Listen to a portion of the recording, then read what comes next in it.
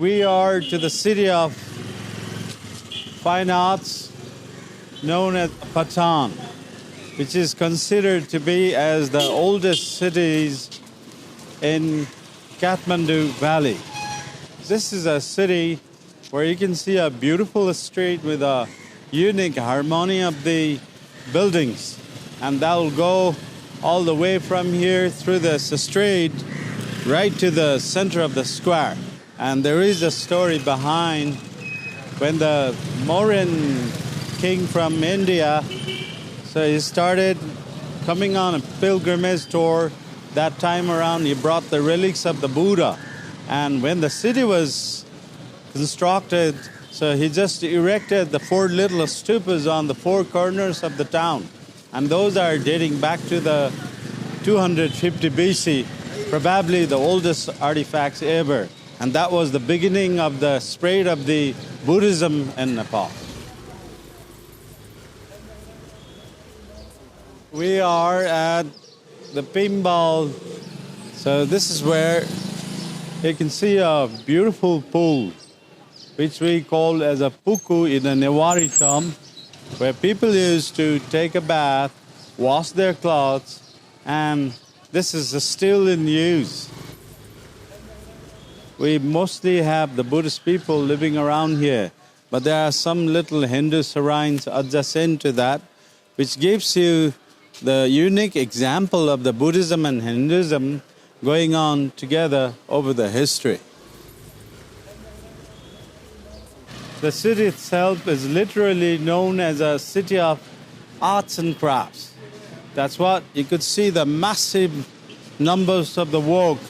The people in this town are one of the best artisans in the country, doing a different kind of a scroll and the fresco paintings, including the wood carvings, stone carvings, and many other arts and crafts. These kinds of narrow alleys are around this city here.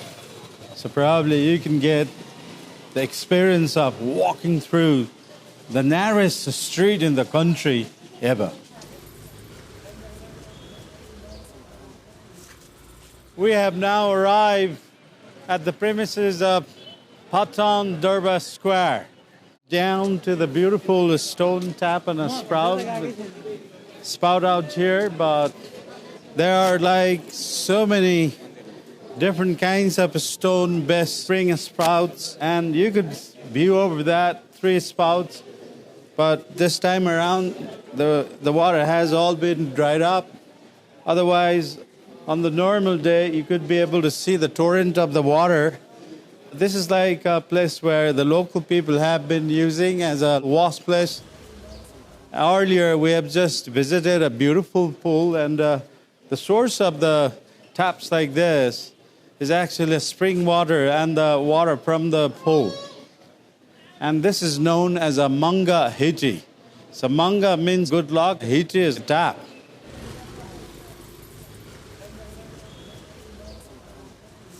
This is a beautiful temple from the later part of the 16th century dedicated to the god Shiva. And this has just been renovated. On my right is a stone temple known as a Krishna temple, which has been said made up of one piece of the solid stone back in the 17th century by King Siddhi Narsingh Malla. Actually, the king cut big piece of the rock into small pieces and created such a masterpiece like that. And they have a fair on the birthday of the god Krishna during August. And that one next to the Krishna temple, which you look at there in a pagodic shape from the later part of the 16th century, dedicated to the god Vishnu and his female consort called Lakshmi Narayan Temple. But this is like full of erotic postures with the 84 different postures, which you can see there on the strap there.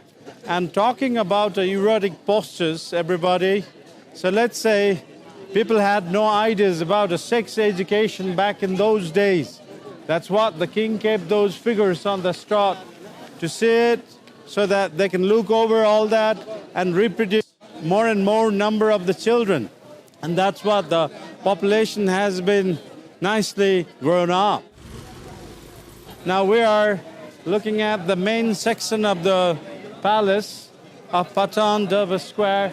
That's just a golden window for the king to sit on the top and view over the people with the public fairs and activities going on. And this is Golden Gate, is the entrance to the historical palace. We are going to enter a beautiful section of the royal palace, and inside they have a magnificent courtyard called Kesab Narayan Choker, which you can look at that with a small temple in a dome shape. But this is full of wonderful wood carvings.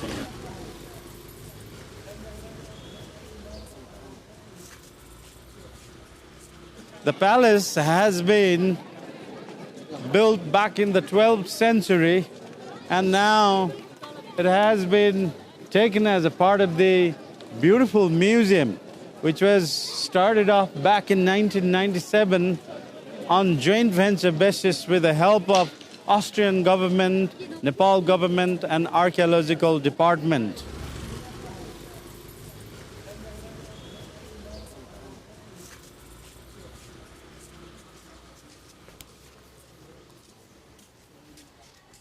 There is a tall building on my left. It's from the 17th century, dedicated to the goddess Kali. Which you look at there is the statue of the king Yog Narendra Malla, who was one of the best king by his time. This king was poisoned by other king in Bhaktapur, and with that he died pretty young. You see a little bird on the top of the snake with the legendary saying, unless and until that bird doesn't fly over, the king is still alive there. So that's what you can see. The window in the middle is still open for the king. And they believe during the nighttime the king comes to sleep there inside, and they keep the bed, sit everything there. And tomorrow morning, if anybody goes to check it out, they'll find everything gets messed up. That's what we believe, that the soul of the king is still alive. So this is the entrance of the Mulchoker, which means the main ceremonial courtyard. So this is the palace again from the 12th century, but inside there's a magnificent courtyard which was taken as a special place for the celebration of the coronation ceremony of the king and queen back in 16th and 17th century. But the courtyard is dedicated to the goddess Kali.